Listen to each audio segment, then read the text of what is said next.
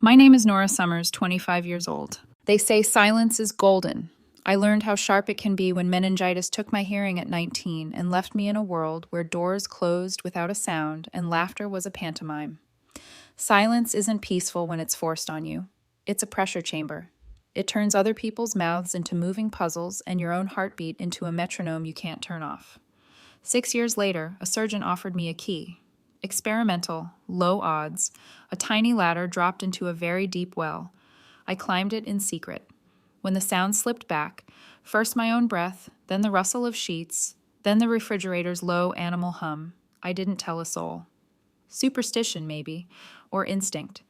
I kept my hearing aids on, nodding, signing, pretending that nothing had changed while the world threaded itself, note by note, back through me. The night of my 25th birthday, the city floated outside a glass wall like a scattered bowl of diamonds. The restaurant's private room wore candlelight like silk. Shadows swam across faces I thought were safe. My boyfriend, Tyler, with his careful smile and his clean jaw and his "don't worry, I've got it," had planned everything. White linens, tailored suit, best friends gathered. The window panes reflected us, a perfect set piece. "Make a wish," Jessica signed, the motions practiced, easy, her bracelet chiming against the stem of her glass. I inhaled, shut my eyes, and asked for nothing. The wish had already come true. I could hear the small gasp of the candles going dark. When I opened my eyes, applause trembled the silverware. I felt it, old habit, and heard it too, the layered clatter of rings on crystal, laughter folding into the air. Tyler stood, his mouth gentling into that look people wear in proposals on television. "Everyone ready?" he said. Not loud. Not for me, supposedly. I had always loved Tyler's hands because they spoke to me. They knew my language. He reached toward my ear. Instinct pulled me very still. He unhooked the first hearing aid, then the second, placing both beside my wine glass, like delicate artifacts. The room hushed. The photographer stepped closer. Candlelight licked the rim of my glass and poured ruby over the tablecloth. "The show," Tyler murmured, jaw barely moving. "Time for the show." It was such an easy sentence to miss. Casual, like a stage manager. Heat drained from my face, pooled in my palms. He knelt, hinge perfect, velvet box, flipped open. A ring winked up at me, too bright, too eager. Somewhere behind him, cutlery sang against china. Somewhere behind that, the city sighed. "Olivia, you've made me the happiest man alive. Will you marry me?" he said out loud, a line polished to a gloss. Jessica's shoulders shook with a laugh she tried to swallow. "She's actually crying," someone breathed. Rachel, bright, amused. "Told you," Tyler whispered through his teeth, still smiling for the camera. "She'll buy it completely." The words didn't land so much as slice. My tears, which had been real, shifted temperature, became something scalding and chemical. "Keep it together," he whispered, the corners of his mouth barely twitching. "Just until I get the photos." A beat, a shrug so tiny only the person on his knee could see it. "My parents need to think this is real until the will is finalized." In another life, in a quieter room, I might have missed the name Madison when Jessica said it like a joke, might have missed the constellation of looks traveling around the table. "Bali," someone added. "Jake." I'd recognize that smirk anywhere. "After the inheritance," Tyler said softly, smile unwavering. "She's deaf, not smart. It's almost too easy." I was not deaf. I was not the quiet girl with the perfect face for projection anymore. But I stayed still, the way prey does when a hawk's shadow passes overhead. It was a cold, clear stillness, the kind that makes you hear everything at once. The tick of a wristwatch, the fizz at the base of a flute of champagne, the camera lens dilating, the low whisper of the AC vent tracing the ceiling. I didn't look at Jessica because I was afraid if I saw her, I would see all the small kindnesses she had practiced for me. Handwritten notes slipped into my bag, late-night FaceTimes with her signing in pajamas, and each one would crack like sugar under a boot. I didn't look at Rachel or Jake. I looked at Tyler and saw the absence. No tenderness, just calculation wearing tenderness like a rented suit. The thing about living in silence for 6 years is that you learn to read. Not just lips, rooms. People leave fingerprints on air when they think you can't hear them. You notice the pattern of glances, the way the air moves when a secret is passed hand to hand. I'd always thought that made me safer. Tonight it made me a witness. I felt my mouth curve, not a smile, the shape a blade makes when it encounters whetstone. Yes, I signed slowly, letting gratitude wash my face, letting the room exhale in relief. He stood, slid the ring home. The metal felt wrong from the first second, too light, too eager. He kissed my cheek, warm and public, and in that warm public kiss, he muttered, "Just breathe, okay? I need 3 good shots, and then you can go cry in the bathroom." I picked up my wine. It was Cabernet, muscular, the kind Tyler ordered when he was performing generosity. He'd never asked what I liked. He didn't know I preferred Pinot that tasted like wet earth and cherries. I lifted the glass, watched the candlelight fracture in the bowl, and stepped just a little closer until I could smell his cologne. Blue citrus, something brisk and adolescent, and I poured. It wasn't a dramatic heave, just a tilt. Red cascaded over his hair, his forehead, down his nose, into the V of his freshly pressed shirt. The room made a collective sound, right between gasp and choke.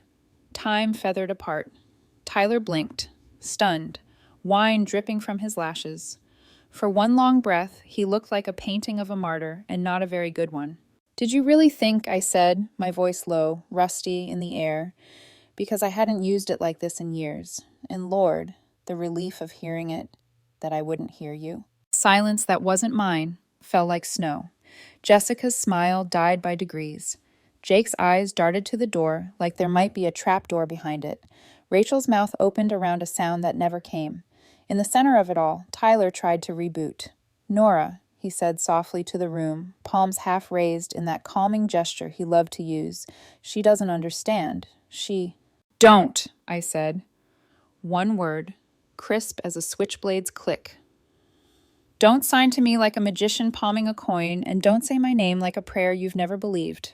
I reached up, touched the spot behind my ear where the hearing aid had sat, a reflex goodbye. 3 weeks ago, I had surgery. I woke up to the sound of my own breathing.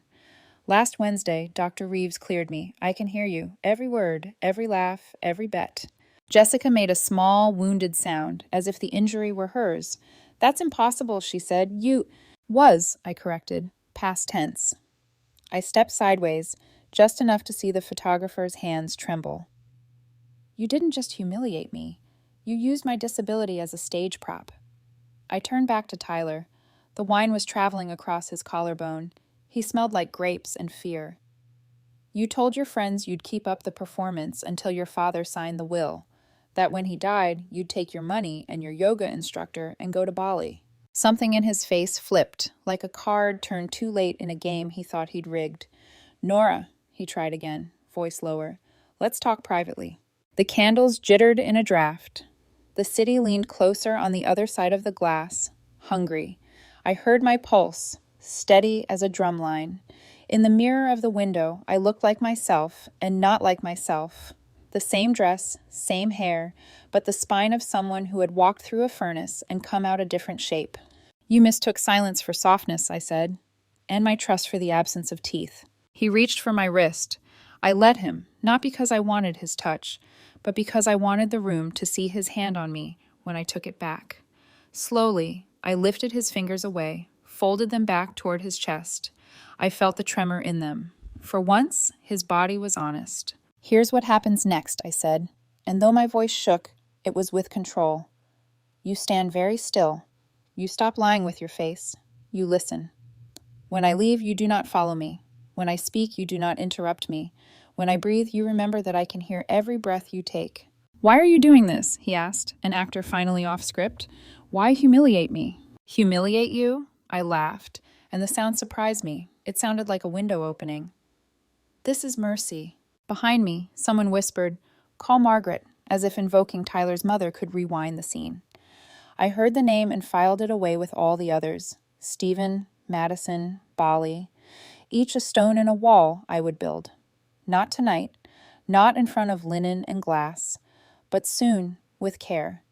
I would not be rushed. I had learned to live in patience. I had learned to count to 10,000 in silence. I lifted the cubic zirconia from my finger and set it in the red bloom on the tablecloth. It looked as counterfeit as it was. "Keep your prop," I said. "You'll need it for your next show." I picked up my hearing aids, small and obedient, in my palm and slid them into my clutch. I wanted to feel their weight when I walked out. A relic, a reminder.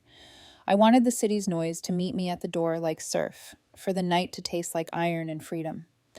I turned toward the exit, the candles guttered, recovered.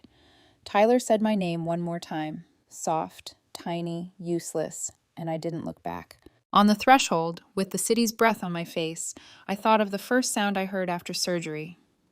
My own inhale, thin and astonished, proof of life. I let it out now, steady. The door opened. The hallway smelled like lemon and cold metal. The night moved. This was not the end of anything. It was the moment the lights came up on a different stage, and I was done performing. The night air hit my face like a slap. Cold, chemical, clean. The city was humming, alive in a way I hadn't been in years.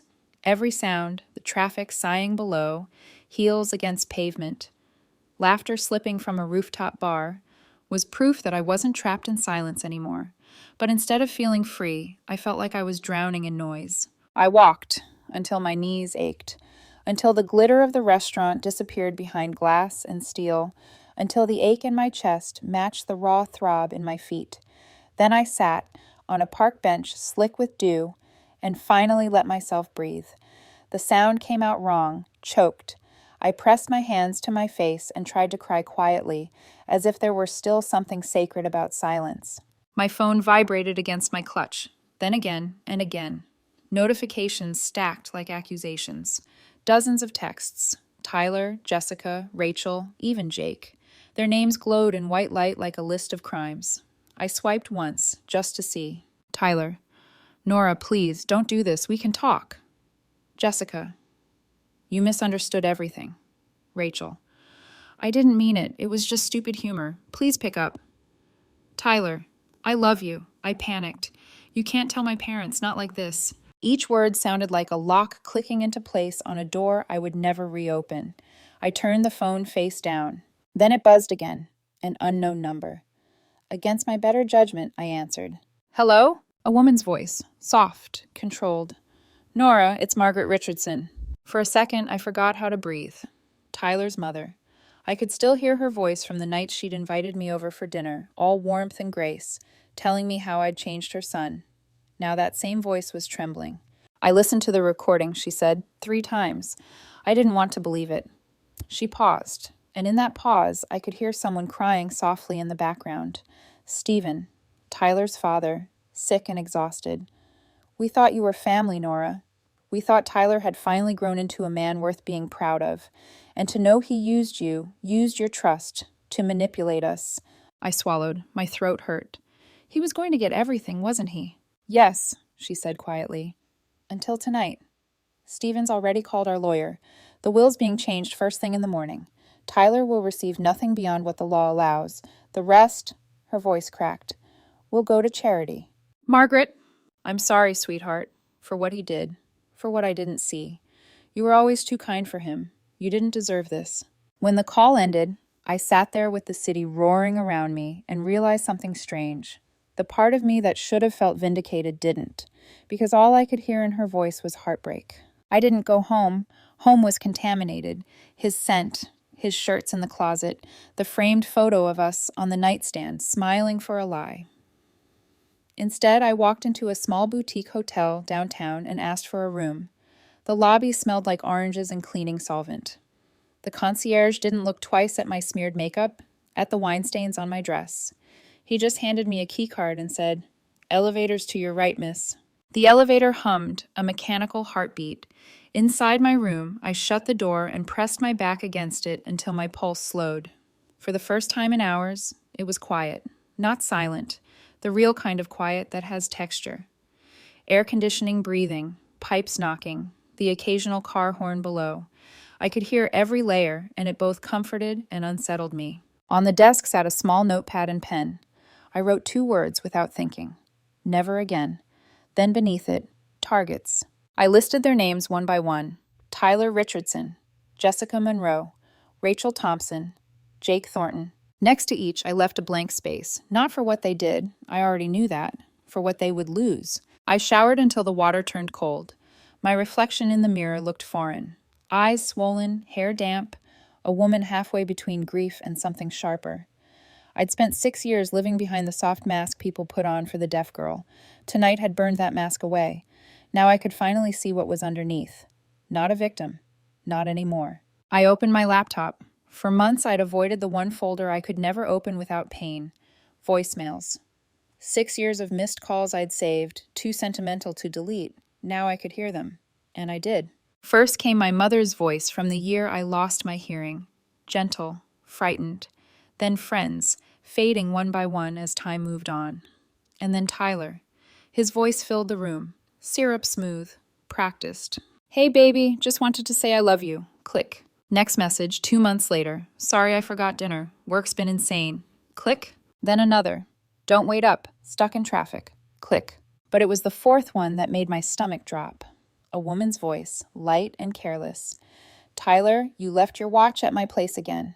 The expensive one. Maybe grab it before your deaf girlfriend notices. She laughed softly. Love you. Click. Madison. Of course it was. The yoga instructor. The trip to Bali. Everything snapped into alignment like a lock clicking open. He hadn't just betrayed me tonight. He'd been betraying me for months, maybe longer. And I'd been too silent to know. Too deaf to hear the evidence already piling up around me. I sat there, laptop humming, and a new kind of calm began to settle. Not the brittle stillness of shock. Not the trembling fury of humiliation. Something colder. Purpose. By sunrise, I'd made a plan. The first step wasn't vengeance. It was control.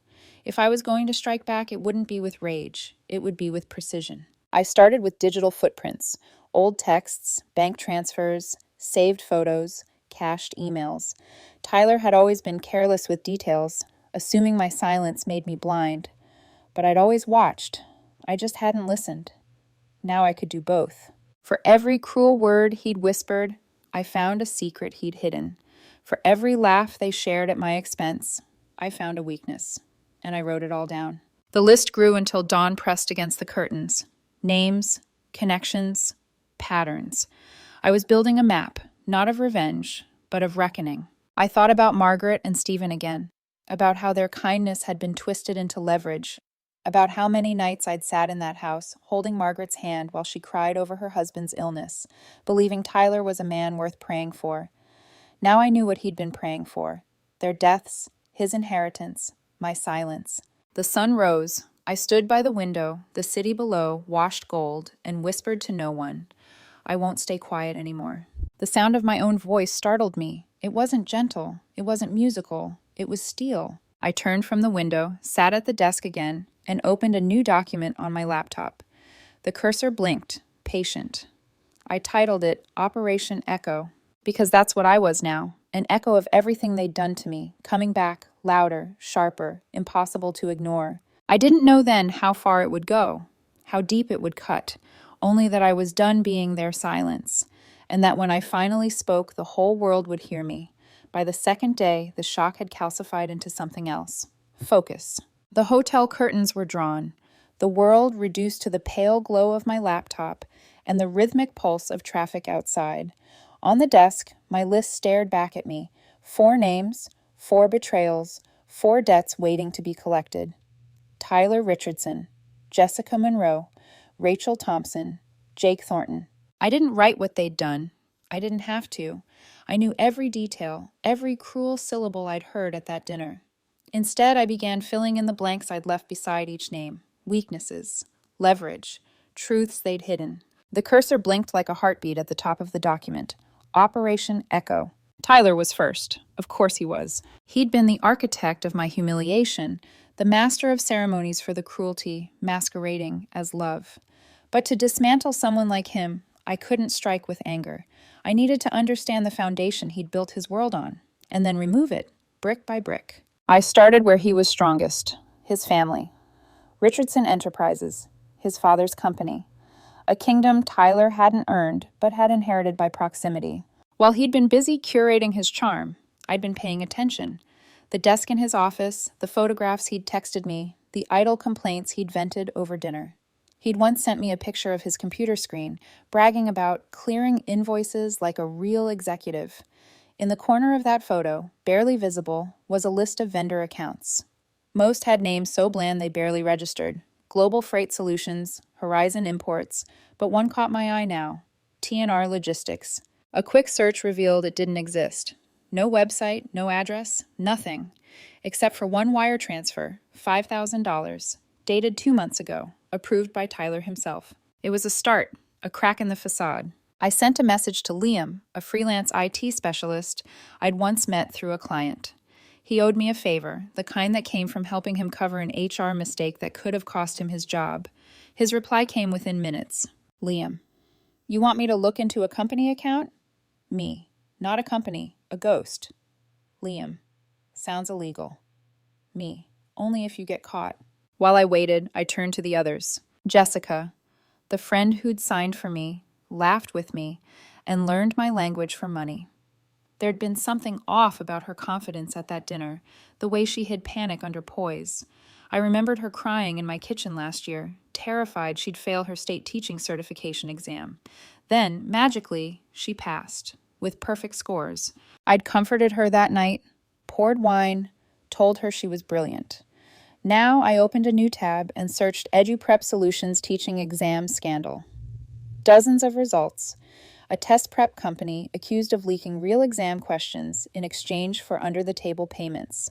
It had been shut down, but hundreds of certifications were still under review. Jessica had used them. She'd admitted it once, drunk on guilt and tequila. I smiled faintly. You cheated your way into the one job that made you look virtuous, I murmured. There was poetic balance in that. Then there was Rachel. Charming, effortless, reckless Rachel, the pharmaceutical sales rep with a smile that made people trust her. At parties, she'd joke about helping friends who couldn't afford prescriptions, slipping them samples from her car trunk. I'd thought it was harmless back then, compassionate even, but now I saw it differently, illegal, dangerous, vulnerable. And finally, Jake. Jake, who'd laughed the loudest at that dinner, who'd called me the deaf one when he thought I couldn't hear. He worked at the same marketing firm as I did, Quantum Marketing, and had bragged once about landing a massive client using creative methods. He'd even shown me a few emails, confidential data clearly from a competitor. Corporate espionage, dressed up as ingenuity. 4 names, 4 weaknesses, each one dangling like a thread waiting to be pulled. Liam called that night. His voice buzzed through the phone, a low hum of adrenaline and caffeine. You were right, he said. TNR Logistics doesn't exist. Tyler created it. My heart didn't race. It steadied. Show me. He sent screenshots, fake invoices, dummy routing numbers, small transfers scattered over months. Individually insignificant. Collectively, nearly $200,000. He's been embezzling from his father's company, Liam said, for at least 3 years. I stared at the numbers, feeling something cold and precise lock into place. Keep digging, I said. I'll handle the rest. The next day, my phone rang again. Another unknown number, this time a younger voice. Nora Summers? Yes. My name's Sarah Richardson, Tyler's sister. The name hit me like a forgotten chord. I'd seen her once in a family photo. Bright eyes, clever smile, everything Tyler pretended to be. I heard what happened, she said. Mom told me. I'm so sorry. Sorry doesn't fix it. I know. That's why I'm calling. I want to help. Why? I asked. He's your brother. Because I've been waiting for someone to stop him for years. Her tone was crisp, calm, almost businesslike. She told me about the girls before me, the ones Tyler had used, discarded, manipulated for status or money. The inheritance wasn't his first con. It was just the biggest. You caught him mid-performance, Tim, she said. Now we make sure he never gets an encore. I almost smiled. Go on. I work in legal research, she continued. If you can get me evidence, bank statements, transfers, anything linking him to fraud, we can force my parents to act before he drains what's left of the company. I already have the evidence, I said quietly. More than you think. There was a pause. Then you and I, Sarah said, are on the same side. That night, I sat at the desk again, reorganizing everything. I wasn't improvising anymore. I was strategizing. I created folders, one for each target. Subfolders for financial data, personal secrets, vulnerabilities, possible outcomes. Every click, every sound of the keyboard felt like a heartbeat. Somewhere outside, a siren wailed, and for once, I didn't flinch. I realized I'd stopped mourning. The version of me who cried at the restaurant, who thought forgiveness was strength, was gone. What was left was something quieter, steadier, something that didn't need to scream to be heard. Revenge wasn't rage, it was architecture, and I was building something flawless. At midnight, Liam messaged again. Liam, you sure about this? You could ruin his life. Me. He ruined his own. I'm just showing the world the blueprint. When I finally lay down, I didn't dream of Tyler's face. I dreamed of balance. Scales tipping, voices echoing, silence replaced by something cleaner, the sound of justice being assembled piece by piece. By morning, everything was in motion. Jake's investigation request drafted, Jessica's certification file bookmarked, Rachel's illegal side business documented, Tyler's embezzlement dossier ready for Sarah. I closed my laptop, exhaled, and whispered into the stillness, one domino at a time. The city answered with a soft hum, like it was listening. And for the first time in a long time, I didn't feel small. I felt inevitable. The first domino fell in a glass room with a long table and the kind of carpet that swallows footsteps. HR had sent the calendar invite at 10:02 a.m., bland language wrapped around a blade. Discussion regarding workplace conduct. I arrived a minute early. Jake arrived 5 minutes late, nerves stitched into his smile. Brenda from HR sat with a folder perfectly squared to the table's edge. David, our director, had his hands folded like a judge who'd already read the verdict. Thanks for coming, Brenda said, professional and smooth. We've received a complaint accompanied by audio evidence. Jake went first, trying to preempt the tide. Look, anything said at a private dinner. Brenda pressed a key, and the room filled with our birthday. Not the clink of glasses or the hush of candlelight. The other thing. His voice, threaded through laughter like wire.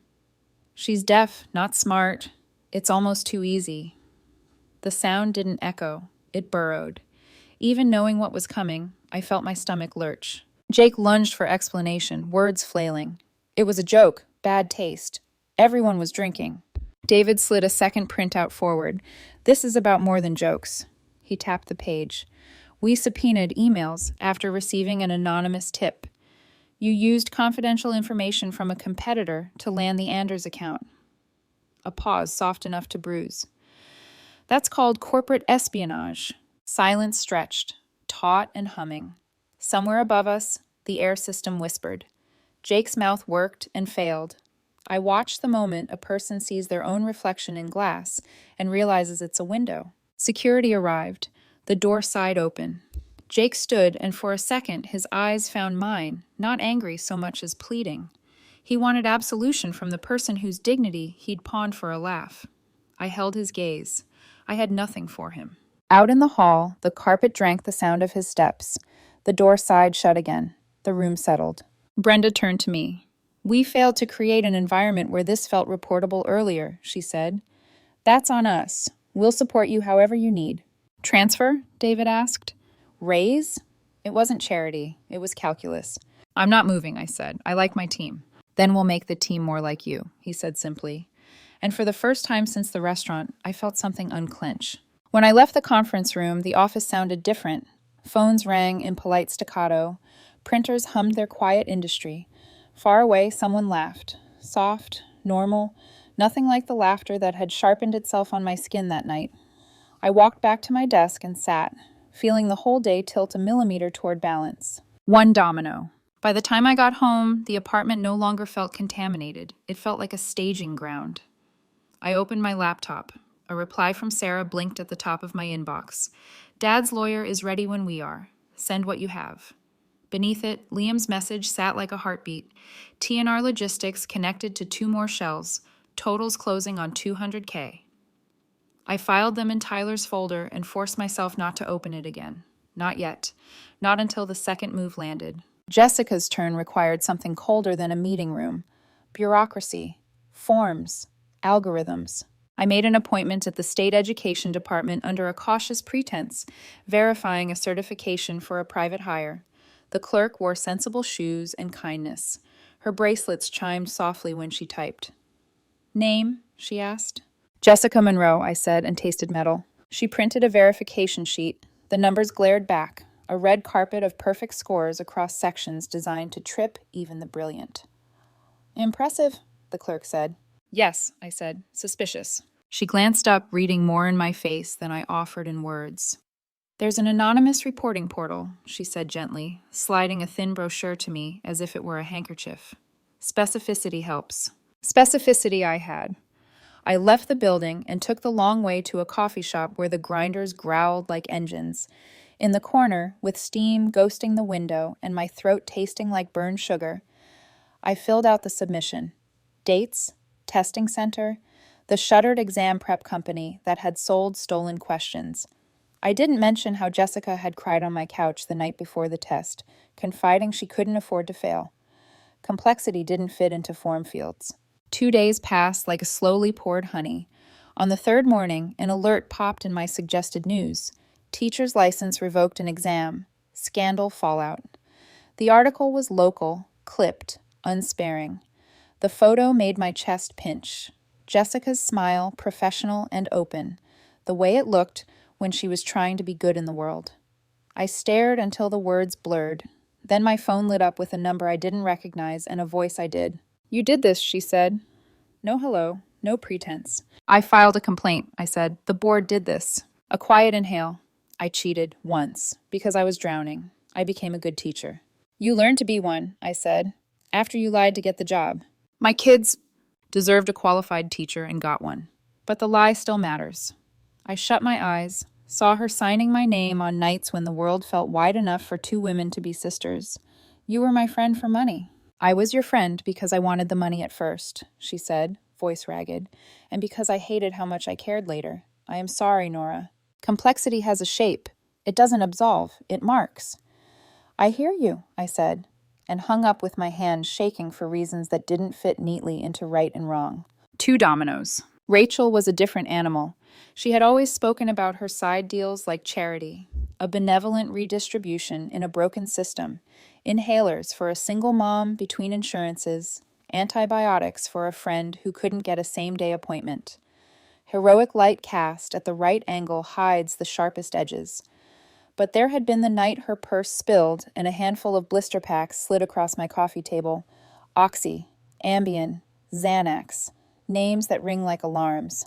I called Teresa, a prosecutor Margaret had put on my phone like a guardrail.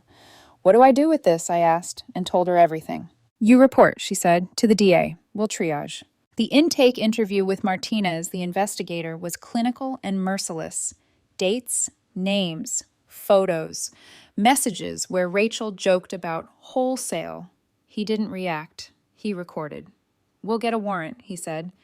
If this is what it looks like, it's not small. A week later, my phone lit with a number I didn't have saved.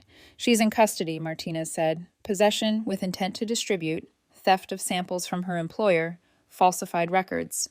Thank you for your cooperation. I pressed my palm to the window. On the glass, my reflection looked tired and older. Somewhere outside, a siren braided itself through traffic. The city swallowed it, then offered it back as aftertaste. I didn't feel triumphant. I felt like the room had tilted another inch toward some center I couldn't name. 3 dominoes. That night, with the apartment dim and the radiator ticking its tired metronome, I lined up the folders on my desktop like place cards at a table I'd set myself. Jake, closed. Jessica, in review. Then, hours later, closed. Rachel, pending. Then, later that week, indicted. Tyler, open. I clicked his name. The folder bloomed into subfolders. Shell companies, invoices, wire confirmations, Liam's notes, in a language of hashes and roots. Sarah's replies threaded through like stitches. Got it. Meeting the board. Dad wants this handled before. She never finished the sentence in text. She didn't need to. I could hear it in the way her punctuation softened. A video link arrived at dawn like a pulse. Board meeting. Security feed. Liam again. The ghost in the wires. I told myself I wouldn't open it. Then I did. Even without sound, the scene spoke loudly. A conference table's long, bright artery, executives arranged like vertebrae, Stephen at the head, gaunt, dignified, his wife beside him, fingers interlaced. Tyler strolled in with a grin that might have been charming if you didn't know it was a mask. Liam had found a feed with audio. I didn't know how. I didn't ask. I listened. Tyler, Stephen said, voice tired silk, you're being removed from your position effective immediately. The company will be filing criminal charges for embezzlement and fraud. The word embezzlement sounded like a bell rung in a quiet church. Tyler's smile didn't break so much as seep. Dad, someone is framing me. Nora is framing me. Margaret leaned forward. You framed yourself, she said softly. You've been doing it for years. A forensic accountant laid out the numbers with the cool patience of math. I watched Tyler shrink, then harden. Entitlement is a muscle. When it tears, it reforms into something uglier. Security will escort you out, Stephen said finally, voice a thread. Do not come home. When they took him by the elbows, he flared, words, threats, the usual theater, but the camera was merciless. It recorded the smallness beneath the noise. When the door closed, Stephen's shoulders sagged. Margaret touched his arm the way a person touches a history. I closed the feed, palms cold. 3.5 dominoes. That should have felt like justice. Instead, the apartment pressed in. The night seemed with a new sound. My conscience, rustling like paper. I set the laptop aside and sat on the floor with my back to the couch, the way I had done the night I got my first hearing aids, when the world was suddenly too full. The radiator ticked. Someone upstairs laughed, a sound uncomplicated by cruelty. A bus sighed at the curb. Every noise had edges now, not because hearing had returned, but because the meaning of sound had changed. It was no longer proof I belonged. It was a ledger I had to reconcile. I thought of Jessica's voice asking if goodness acquired later can forgive dishonesty at the start, of Rachel's easy charm weaponized against the vulnerable, of Jake's panic turning to accusation, then to fear, of Tyler, finally small, in a room he'd assumed was built to his size. People aren't villains. They're angles. Tilt them, and the same face makes a different shadow. I turned off the lights. The city leaked through the blinds and slices. My phone buzzed once with a text from Sarah. He's out, on bail for now. Dad is resting. We move forward. Thank you. 3 words at the end that felt heavier than the rest. We see you. Only Tyler remained. The architect, the echo that started the hall. I could feel the next step gathering, voltage before a storm. But not tonight. Tonight, I sat cross-legged on the rug and breathed with the radiator's slow tick, teaching my body the difference between silence and peace. I had mistaken one for the other once. I wouldn't again. Outside, a siren rose and fell like a tide. Inside, the apartment was a held note. Revenge had sounded like justice for 3 movements. The 4th would decide the key.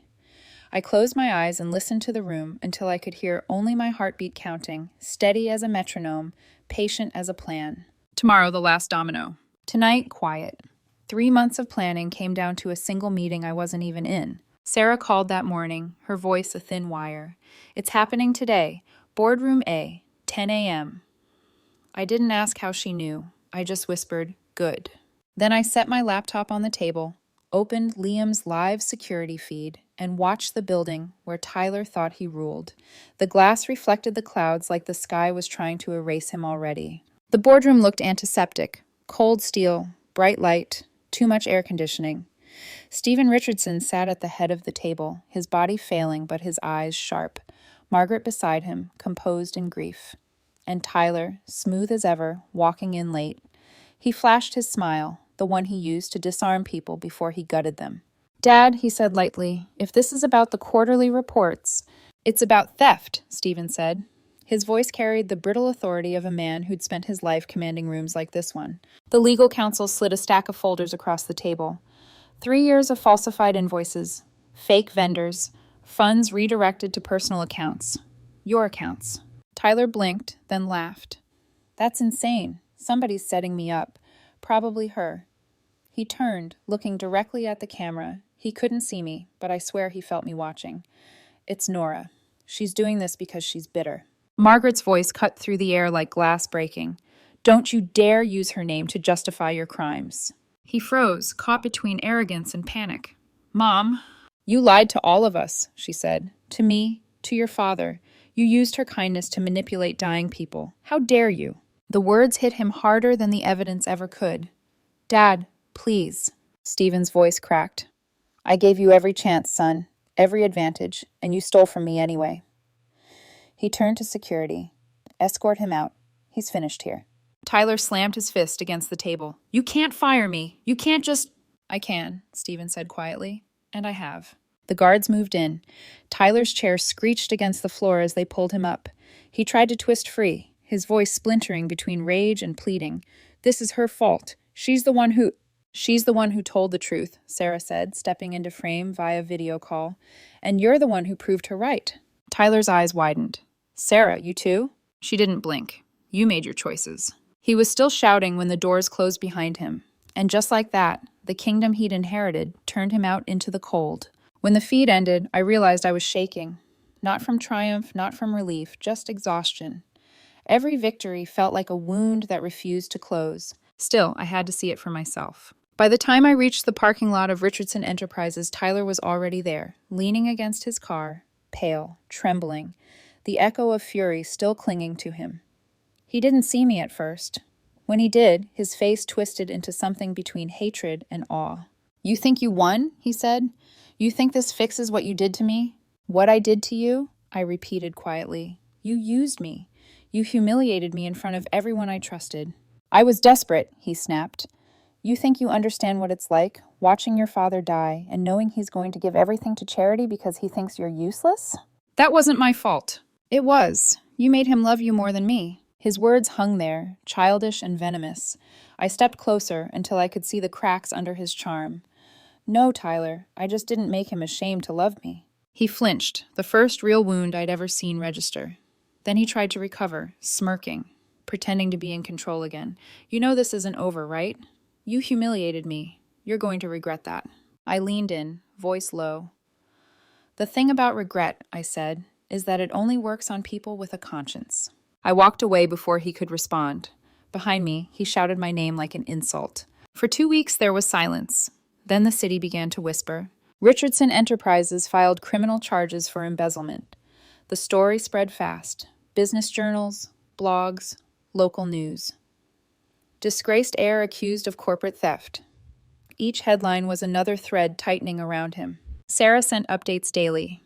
Dad's stable. Mom's relieved. Tyler's furious. Then, 2 days later, he's out on bail. I felt the shift before I saw it, the subtle prickle of being watched. A car parked too long across from my building, footsteps behind me that stopped when I turned.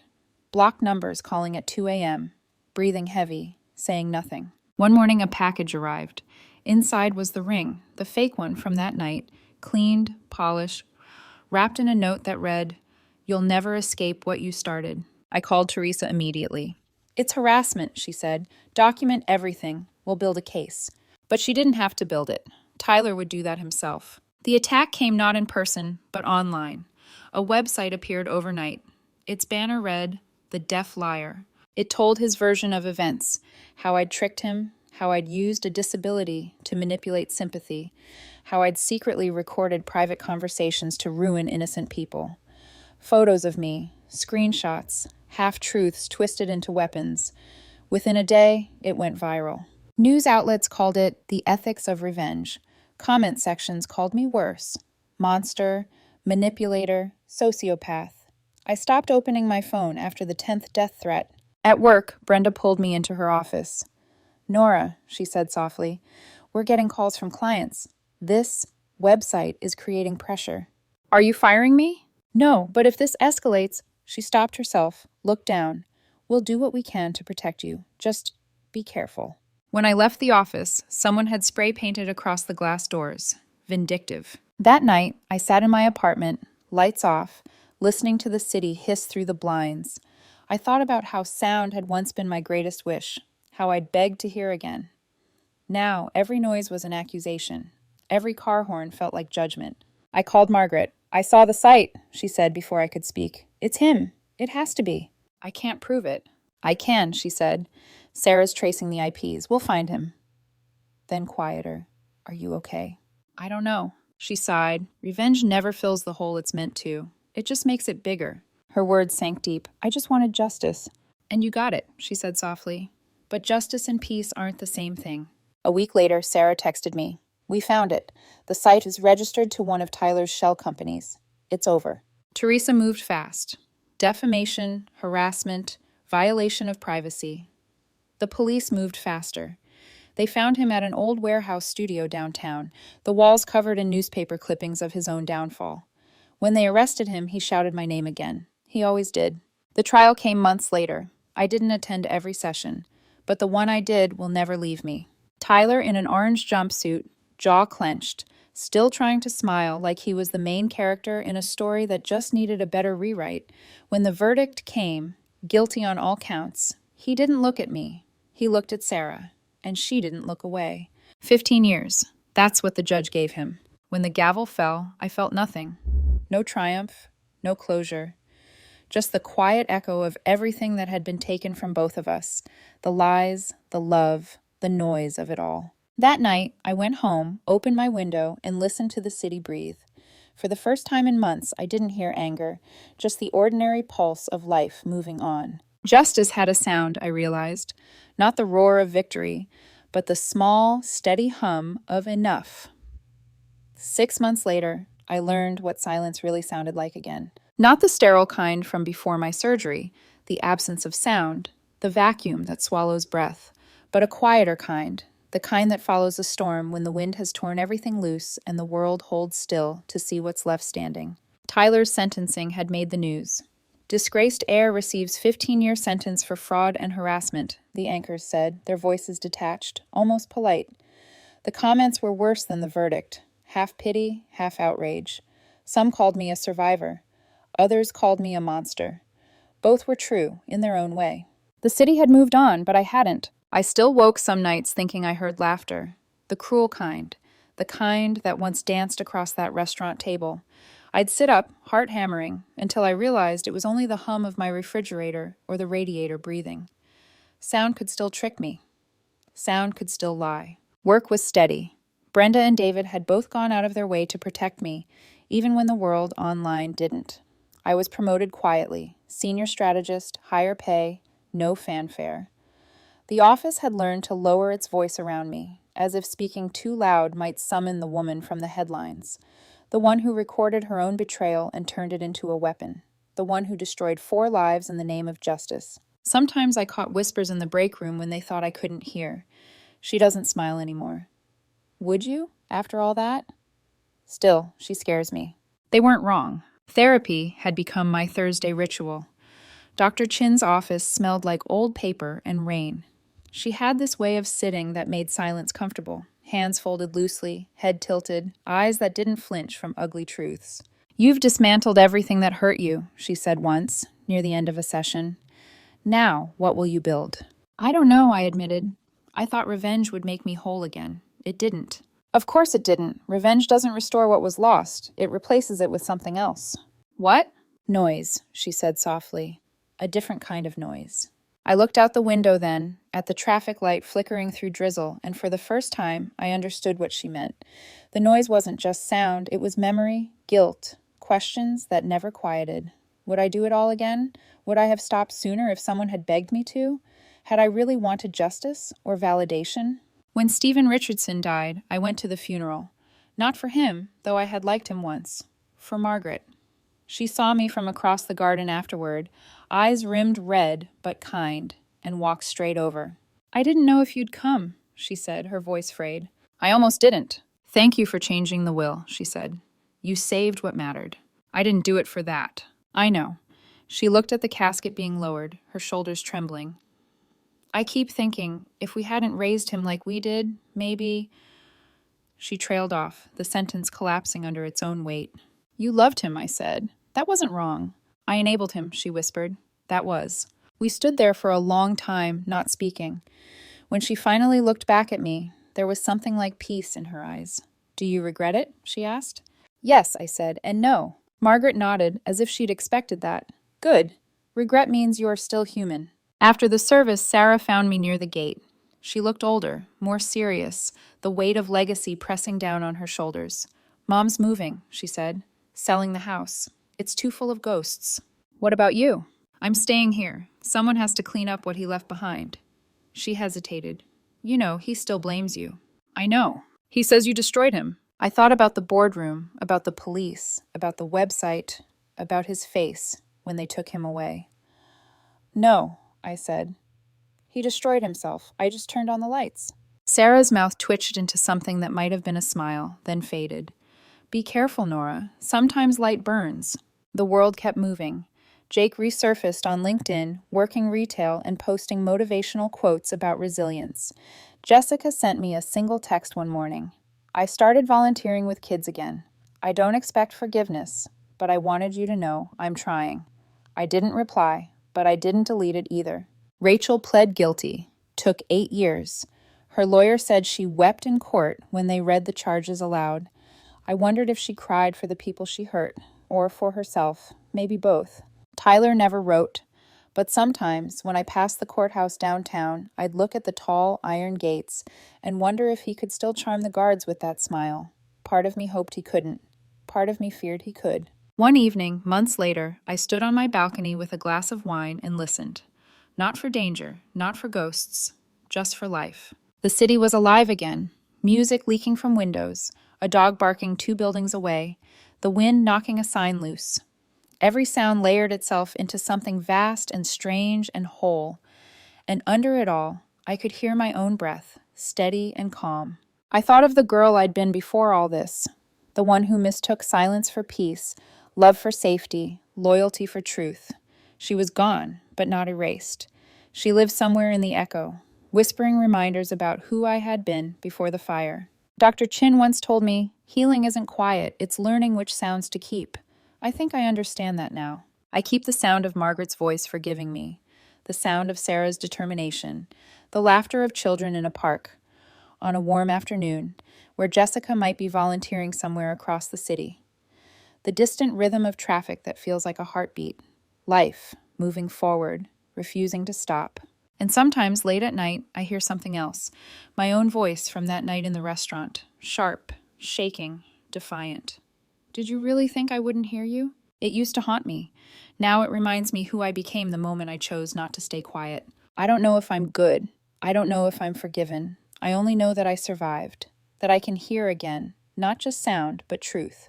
The world will always talk. Some voices will lie. Some will bless. Most will fade. But mine will not be silent anymore. Justice had cost me everything, but silence had cost me more. So I let the city's noise wash over me, and for once, it didn't hurt. It hummed, soft and endless, like an old song I finally remembered the words to. And in that moment, I knew what healing really was. Not forgetting the echo, just learning how to live inside it.